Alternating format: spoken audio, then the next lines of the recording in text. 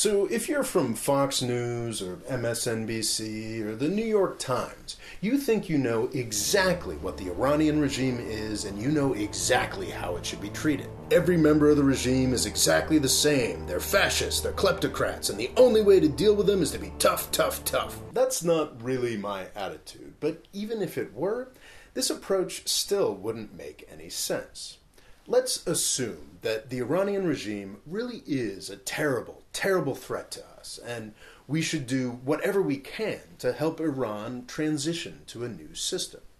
What should our response to Hassan Rouhani, the elected president, be in that case? I call Rouhani the moderate president a lot because that's what he is. He ran on a platform of reform and broke with decades of tradition to engage with the United States diplomatically, negotiating and entering into the JCPOA, more commonly known as the Iran nuclear deal. After this, after all of Trump's insults, and after 2 years where the United States hasn't exactly lived up to the spirit of the deal, Rouhani was re-elected in a landslide this past May. He has promised more economic openness and international engagement. That's what the people who elected him want too. Trump celebrated this re-election by driving it out of the news completely, throwing an orb party with Iran's greatest enemy, the Saudi royal family. Trump and his officials used the trip as an opportunity to threaten Iran from Saudi Arabia. Now I know the standard line here.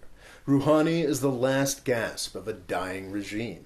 He's designed to pull the wool over our eyes and fool us so that his regime can get another decade or two of life. Rouhani is just as bad as the rest of them. He's just trying a different strategy to get our sympathy and money for his sick regime.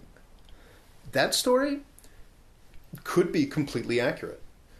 Honestly, I could believe that. That could be exactly what's going on.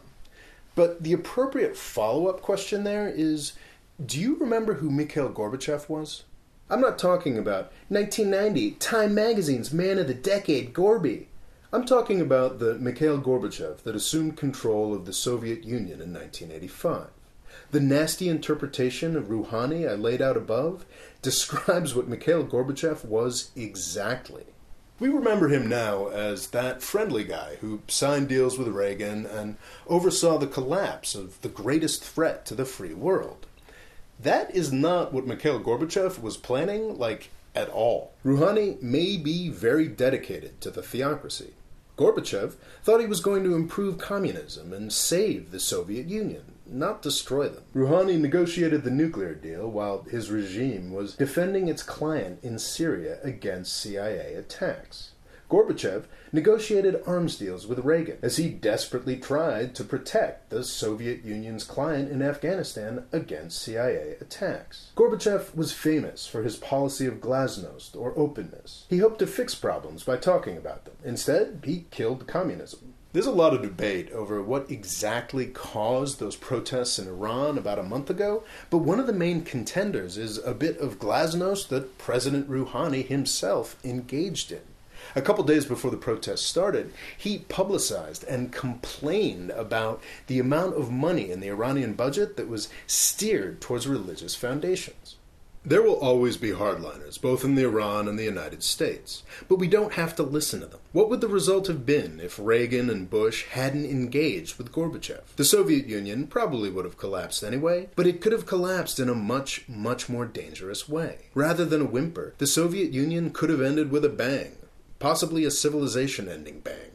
If we were at all serious about helping Iran find a better system, we'd be engaging with the country on every front. Yes, we'd probably oppose their influence abroad more than I'd like, but we'd also be responsive to elements of the regime when it reached out. The truth is, we're not at all serious about helping the Iranian people. It's all theater. Washington, D.C. needs a credible threat to justify its own behavior, and the Iranian boogeyman provides exactly that.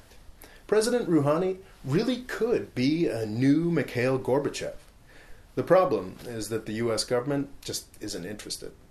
Thanks for watching. Please subscribe, and a special thanks to the producer and patrons that made this video possible. If you'd like to consider joining them and helping me continue to make videos like this, you can click on the Patreon link here to find out more.